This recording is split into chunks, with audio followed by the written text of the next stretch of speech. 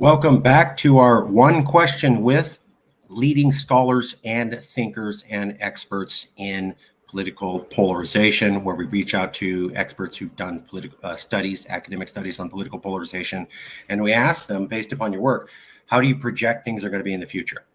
So sometimes we try to get full interviews. A lot of professors are busy. We take what we can get, but we do try to talk to the right people and get the right information. With us today is Stefano Dellavigna. He's the Daniel E. Koshland Senior Distinguished Professor of Economics and Professor of Business Administration at the University of California at Berkeley in the Economics Department. We're going to have one question with Stefano Dellavigna, Professor of Economics at UC Berkeley. There's a little bit more about him. So this was the paper that he wrote, Policy Diffusion and Polarization Across U.S. States, Stefano Dellavigna and Woojin Kim. We were able to get a hold of Woojin Kim also, and we're going to be talking to Woojin Kim about this paper. So we're going to talk to both researchers on this. I'm not sure why it did it, but that paragraph in the top left corner is supposed to be its own slide tile. I don't know. We couldn't get it to do it, but let me read it for you anyways. Policy Diffusion and Polarization Across U.S. States for the National Bureau of Economic Research by Professor Dellavigna. Economists have studied the impact of numerous state laws from welfare rules to voting ID requirements. Yet for all this policy evaluation, what do we know about policy diffusion? How these policies spread from state to state? We present a series of facts based on a data set of over 700 U.S. state policies spanning the last 7 decades.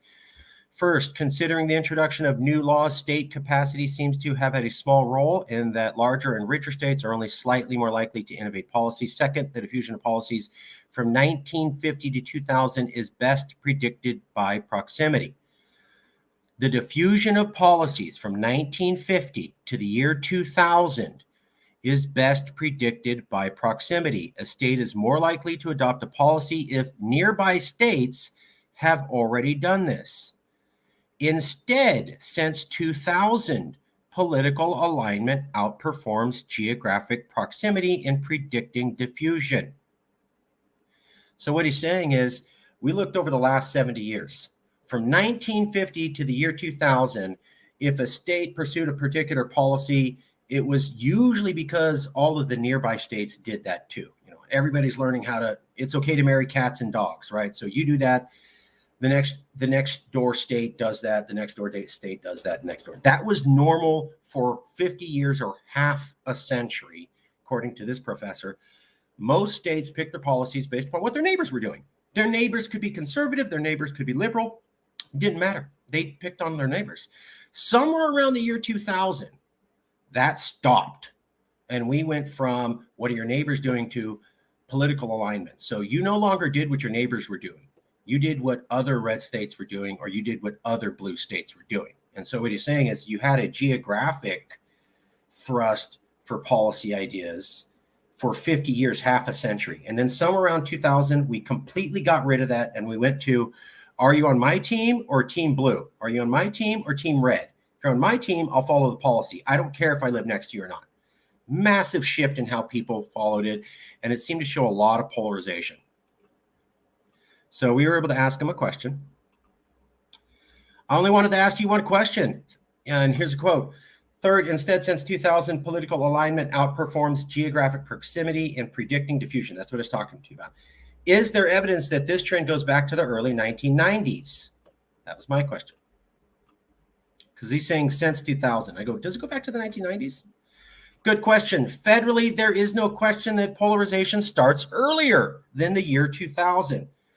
But at the state level, our evidence suggests there's almost no increase in the 1990s with a sharp increase then in the 2000 and 2010s. Federally, though, polarization could start in the 1990s.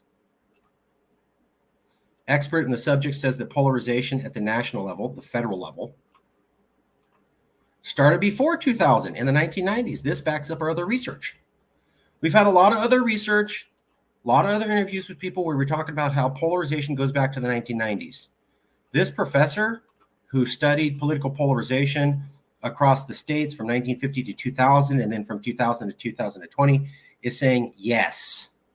Yes, there is evidence that at the national level, political polarization went back to the 1990s, I mean, it's 3 decades old. So he confirmed another thesis that we're starting to see with our other interviews. Well, that's it. We hope you enjoyed it, and we'll be back with more.